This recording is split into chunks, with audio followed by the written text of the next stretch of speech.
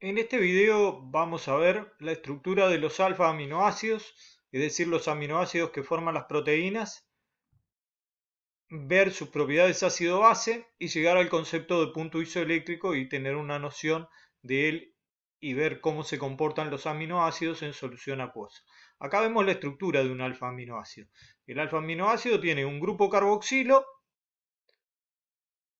un grupo amino en el carbono adyacente al grupo carboxilo, por eso ese se le llama carbono alfa. Existen otros aminoácidos que tienen el grupo amino en otro carbono más alejado del carboxilo, pero estos aminoácidos no forman las proteínas. Los aminoácidos que forman las proteínas tienen siempre el grupo amino en el carbono alfa. Los aminoácidos más comunes que forman las proteínas son 20, que los vamos a ver a continuación. Después hay algunos otros que aparecen en algunos organismos, pero no en todos. Volviendo otra vez sobre la diapositiva anterior, vamos a ver que además del grupo amino, en el carbono alfa se encuentra unido un hidrógeno en la mayoría de los aminoácidos y un grupo R que significa una cadena, y este grupo R es el que diferencia un aminoácido de otro.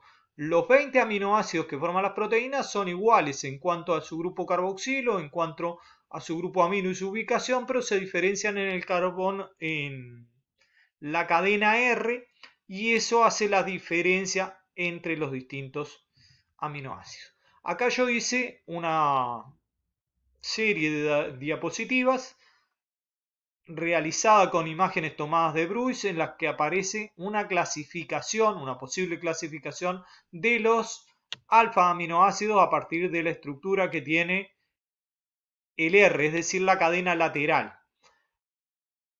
Acá aparecen primero aquellos aminoácidos que tienen en la cadena lateral un R alifático, es decir, una cadena lineal formada por carbono e hidrógeno.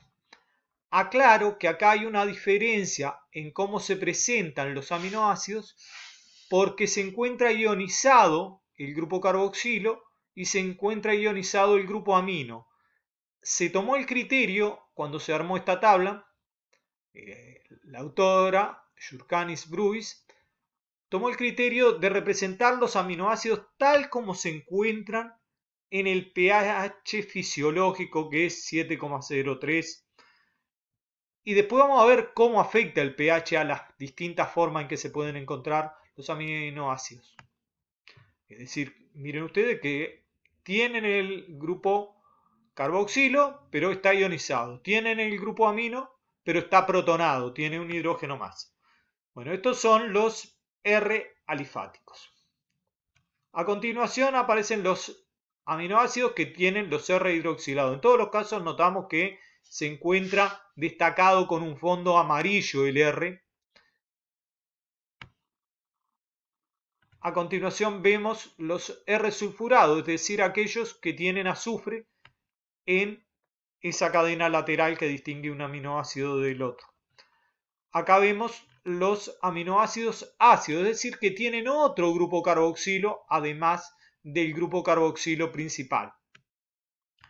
Acá vemos los amida de ácido, es decir, aquellos que tienen un grupo amida, que después lo vamos a volver a ver cuando veamos cómo se unen los aminoácidos unos con el otro. En una amida, él reacciona un carboxilo con un grupo amino y forman un enlace, y aquí lo pueden ver. Bueno, este es el grupo amida. El carboxilo, pero en vez de estar unido a un OH, está unido a un grupo amino. Bueno, los R básicos, que en los R básicos lo que tienen es un grupo amino extra. Además de tener el grupo amino principal, tienen otro grupo amino. Y los que tienen un anillo aromático, que eso se verá en la segunda parte del curso, pero un anillo derivado del benceno. la fenilalanina y la tirosina. Y los que tienen un R heterocíclico. ¿Qué quiere decir heterocíclico? Que tiene un ciclo que no está formado únicamente por carbono, acá está formado también por nitrógeno.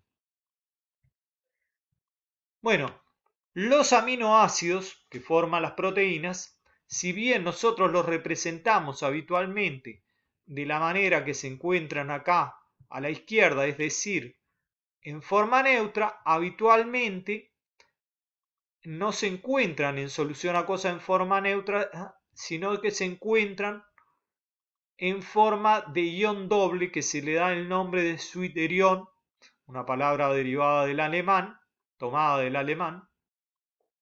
¿Y por qué se forma el zwitterion?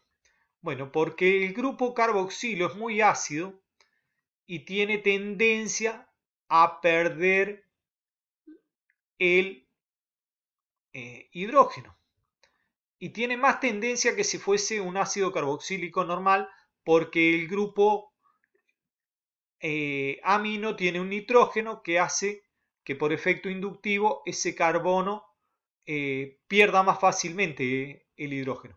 Entonces, y además, como el amino tiene un par de electrones no compartido, el nitrógeno del amino tiene un par de electrones no compartidos, lo puede compartir con el hidrógeno, entonces ese hidrógeno migra y se une al grupo amino. Entonces queda el grupo amino protonado con una carga positiva y el grupo carboxilo queda con una carga negativa. Entonces queda un ion doble, algo que no estamos muy acostumbrados a ver. Normalmente nosotros vemos aniones o cationes. Bueno, acá es una sustancia iónica, pero que tiene en la misma estructura una carga positiva sobre el nitrógeno y una carga negativa sobre el oxígeno.